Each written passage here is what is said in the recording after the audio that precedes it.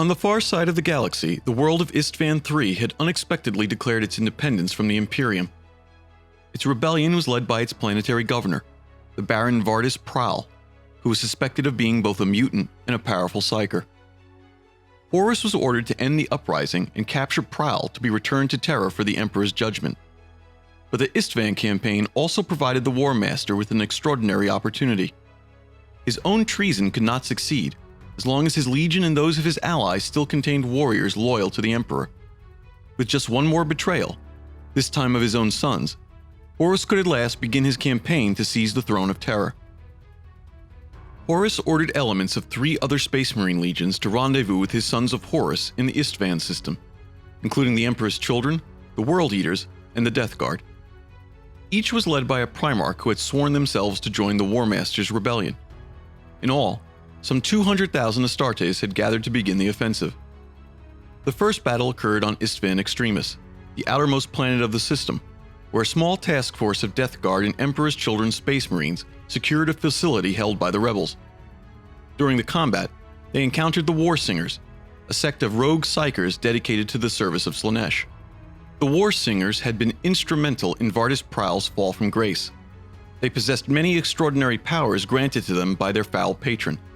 These included the ability to use song to increase their warriors' morale and unleash sonic shrieks that could kill even an Astartes.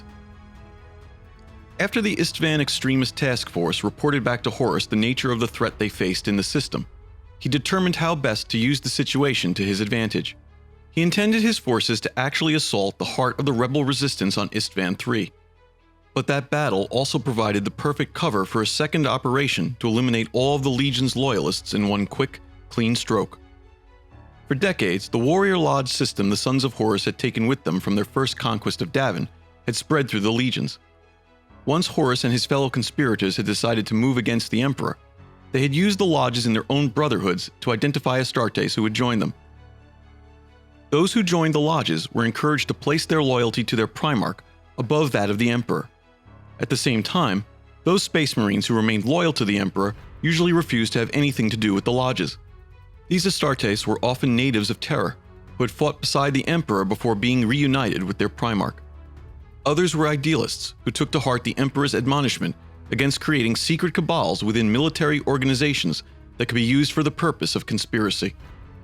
This natural sorting allowed Horus and his fellow conspirators, Fulgrim of the Emperor's Children, Mortarion of the Death Guard, and Angron of the World Eaters, to identify early on who in their legions would likely join the rebellion and who would side with the Emperor. Those elements of the 4 legions whose loyalty to Horus could not be guaranteed were ordered to prepare for the assault on Isstvan III. The rest were to remain in orbit. The Imperial assault on the rebel world was directed entirely at its planetary capital, the Choral City. As usual, Horus had moved to unleash his favored Decapitation strike. The Space Marines were ordered to attack the city's fortified palace and kill Vardus Praal at all costs. Aided by the Emperor Titan Dies Irae, the Space Marines managed to overwhelm the rebel planetary defense forces despite the leadership of the War Singers. While dozens of Space Marines succumbed to the unique sonic powers of the corrupted psykers, the outcome of the campaign was never in doubt. Governor Praal, despite a bodyguard of the most skilled War Singers, met his end on the blade of Captain Lucius, the greatest swordsman of the Emperor's children. The Space Marines were soon jubilant that the rebellion had been put down at so little cost. It was then that Horus committed his great betrayal, a deed so infamous it would be remembered as the Isstvan III Atrocity. All communications from the ground with the fleet ceased, other than a warning signal sent to the Dies Irae and a few other Legion elements loyal to the War Master. On Horus's order, great battleships turned to bombard the planet with the terrible weapons of mass destruction known as virus bombs. These weapons unleashed the hideous Life-Eater virus, which was designed to reduce any organic matter to sludge in only minutes. This voracious pathogen could even penetrate power armor and rebreathers. The rapid breakdown of living tissue released tremendous amounts of flammable gas, which could be ignited by a single spark. The global firestorm that resulted would scour an affected world down to bare rock. 1,000 virus bombs rained down on Isstvan III, condemning 6 billion people to agonizing deaths. The War Master followed up with a short orbital bombardment that set the world aflame for hours. Isstvan III had become a world of ghosts. As the fires consumed the planet below, Horus ordered all the remembrancers on his flagship brought before him where they could see the carnage unfold. The remembrancers were a corps of artists and writers who accompanied every expeditionary fleet to chronicle the events of the Great Crusade for the people of the Imperium. Horus considered them a fitting audience for what was about to happen. As they watched in horrified astonishment, Horus finally revealed his true colors. He announced his intention to seize the throne of terror and overthrow his father. He would establish a new Imperium to lead humanity to a better future only he could establish. Then he ordered his Space Marines to slaughter every one of the men and women gathered before him. There would be no witnesses to his great betrayal. But as the fires died down, Horus was shocked to his core. Communications intercepts indicated that tens of thousands of Loyalists had survived the bombs. This was because the traitors had not succeeded in removing every servant of the Emperor from the fleet. One of these men, Captain Saul Tarvitz of the Emperor's Children, had seen the virus bombs being loaded and realized what was about to happen. He commandeered a Thunderhawk gunship and fled to the planet below, broadcasting a warning to all of his brothers who would take heed. Thanks to Tarvitz's warnings, some 2/3 of the Space Marines deployed on Isstvan III survived the bombardment. Many had found refuge in the palace and the sealed bunkers that ringed the Choral City. Once the target of their rage, the ruins of that city had become their salvation. As the fires guttered out and they emerged from their refuges, all were consumed by a hate like none they had ever known before. They had been betrayed to their deaths by their own primarchs, the men they idolized as their genetic fathers. Only the blood of these traitors to humanity could soothe their mingled grief and rage. At the same time, Tarvitz's warnings had also been received by Battle Captain Nathaniel Garrow of the Death Guard, a loyalist and native of Terra. Wounded in the battle for Isstvan Extremis, Garrow had been placed in command of the Death Guard frigate Eisenstein. At first, he disregarded Tarvitz's frantic calls, but when traitor Death Guard placed aboard the vessel sought to kill Garrow and his men just before the attack on Isstvan, he realized the truth of his old friend's words. Garrow and his loyalists put down the mutiny, and then tried to make a run for the system's Mandeville point. Garrow knew his duty was to escape into the warp and warn the Emperor of Horus's treachery. But the Death Guard battleship Terminus Est, commanded by Garrow's rival First Captain Callus Typhon, noticed the frigate's attempt to leave the fleet and moved to intercept it. Despite making use of every evasive maneuver in the book, the Eisenstein took heavy damage to its warp drive and Gellerfield generators before successfully translating into the Immaterium. Though the frigate escaped, Typhon reported to his superiors that with the damage it had suffered, it was unlikely to survive any warp transit. Another orbital bombardment of the Loyalists remaining on Isstvan III had been made impossible by the pall of smoke that hung over the world following the global firestorm. Before Horus could decide on a course of action, Angron of the World Eaters suddenly led his legion in launching a massive ground assault on the surviving Loyalists. Horus was enraged, as his plan had depended on both surprise and speed to ensure that the Loyalists were purged without sustained damage to the traitor legions. Angron's rash decision had now turned the conflict into a protracted ground war. But with his alliance with the other Primarchs still new, Horus had little choice but to support his brother.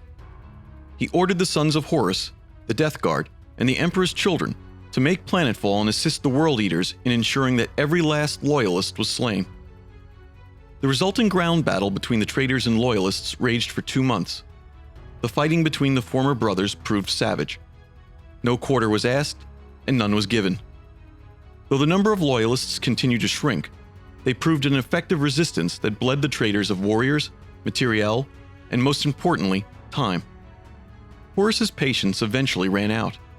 He ordered Mortarion and Fulgrim to convince a very reluctant Angron to return to orbit with all of their forces. The pall of smoke over the world had finally cleared, allowing the War Master's fleet to accurately target the Loyalist positions once more. Horus unleashed a second bombardment on the Choral City. Even if a few Loyalists survived, Horus was content to let them waste away from starvation. The time had come to turn to more important matters. The most crucial involved Fulgrim's attempt to turn Ferrus Manus of the Iron Hands Legion, his best friend among the Primarchs, to the service of Horus. Not long after allying with Horus, Fulgrim had been sent by the War Master to visit Ferrus aboard the Fist of Iron, his expeditionary fleet's flagship. The meeting in Ferrus's quarters did not go well. Ferrus was outraged by Fulgrim's suggestion that he should join a rebellion against the Emperor. He was so angered by even the suggestion of treachery that he attacked his brother to prevent him from becoming a traitor. A short duel between the primarchs took place, but Fulgrim escaped after Ferrus was rendered unconscious when he tried to destroy his brother's sword Fireblade with his metallic hands. The Primarch of the Emperor's Children was unable to bring himself to kill his old friend, despite the Slaaneshi demon corrupting his soul. Instead, he left behind Fireblade and took Forgebreaker, the great warhammer he had forged for Ferrus, as a reminder of their friendship. Fulgrim and his Phoenix Guard slew many of Ferrus's elite Morlock bodyguards before they made their getaway, damaging the 10th Legion's fleet in the process. When Fulgrim returned to the Vengeful Spirit in the midst of the battle on Isstvan III and reported the outcome to Horus, the War Master was enraged. Rather than converting another Primarch to the traitor's cause, Fulgrim had only ensured another deadly enemy would seek to put down their rebellion. But Fulgrim grimly promised that when he next met their brother, only one of them would live to tell the tale. Fulgrim's words struck a chord with Horus. He realized that Fulgrim's failure could instead lay the foundation of an extraordinary triumph. The War Master was well aware of Ferrus's obsessive nature and desire to eradicate all weakness. He would take Fulgrim's treachery as another weakness that must be eradicated. Like a moth drawn helplessly to a flame, Ferrus would not rest until he had tracked down his errant brother and removed him from existence. Horus had always understood that even failure could be transformed into opportunity. The traitor legions would not be leaving the Isstvan system just yet. The War Master ordered Fulgrim to take his legion and fortify a strategic position on the nearby world of Isstvan V. It would serve as the traitor legion's new command post. The Primarch of the Emperor's Children had just become bait for the deadliest trap in human history.